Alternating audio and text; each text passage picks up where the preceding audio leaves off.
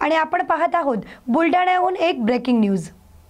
चिखली तालुक्यातील सावरगाव डुकरे येथे घडलेली एक हृदय पिळवटून टाकणारी घटना संपूर्ण परिसराला हादरवून गेली।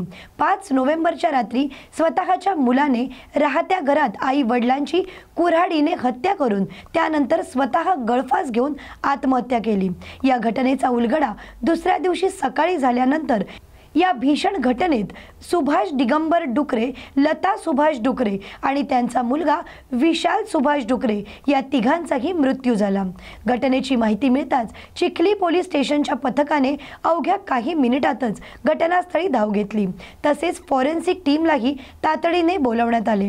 पोलिसांनी घटनास्थळी पंचनामा करून मृतदेह उपजिल्हा रुग्णालय चिखली येथे शवविच्छेदनासाठी पाठवले। या दुर्दैवी घटनेमागील नेमके कारण अद्याप स्पष्ट झालेले नाही, त्यामुळे पोलिसांकडून या घटनेचा तपास जलद गतीने सुरू आहे। या घटनेची माहिती मिळताच परिसरात शोककळा पसरली। गावातील नागरिकांनी या घटनेबद्दल तीव्र हळहळ व्यक्त केली।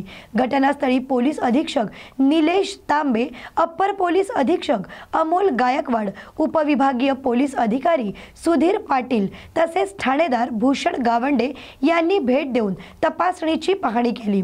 शवविच्छेदनानंतर या तिघांवर सावरगाव डुकरे येथील स्मशानभूमीत सायंकाळी अत्यंत शोकाकुल वातावरण अंत्यसंस्कार करण्यात आले, तर संपूर्ण गावाने या कुटुंबाला अश्रुपूर्ण श्रद्धांजली वाहिली।